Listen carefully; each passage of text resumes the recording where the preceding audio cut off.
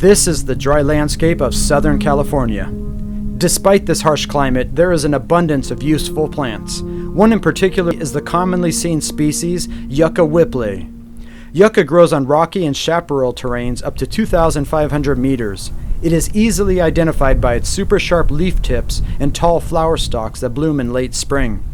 Native Americans had used the yucca for thousands of years, and it is an excellent source of strong fibers that could be made into cordage.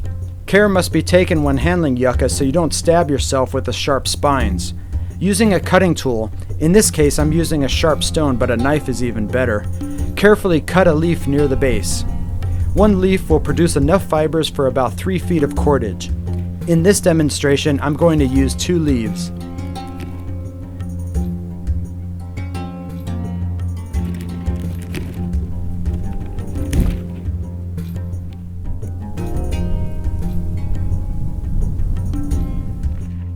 The next step is to gently pound the leaves to separate the fibers from the soft plant material. You want to use a rounded or flat stone like this one so that the fibers don't become broken, and then gently pound the leaves from one end to the other.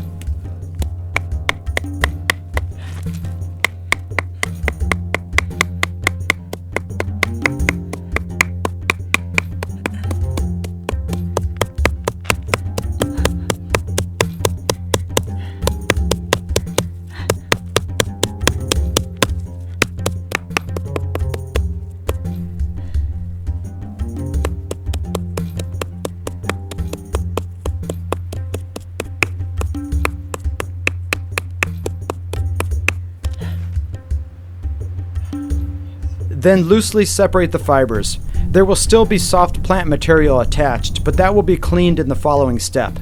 You will inevitably get green sap all over your hands. This sap is harmless. I've never had any irritation from it, and in fact, it becomes a little soapy when water is added and can be used for washing. If you are in a hurry, you can skip the next step and start spinning the loosely separated fibers into cordage now, but it will produce a less refined product. After loosely separating the fiber bundles, separate each individual fiber by using your fingernails as I am doing, or a piece of bark works well to strip the soft material from the fibers. Either way, the fibers need to be moist during this process. It helps to do this process soon after harvesting or have water nearby. Once you have a bundle of pure fibers, it is time to start spinning the cordage. You will start with a bundle of several fibers. The more fibers, the thicker the cordage. Moisten the bundle in the area you will be working either with your saliva or water. Start by bending the bundle in half and pinching the center bend with one hand, and use your thumb and index finger of the other hand to roll one half of the bundle. Then using the middle finger of the same hand, you tightly grasp the other half and twist the two ends the opposite direction, and then roll the other half of the bundle. Repeat this process of rolling and twisting until you reach the desired length.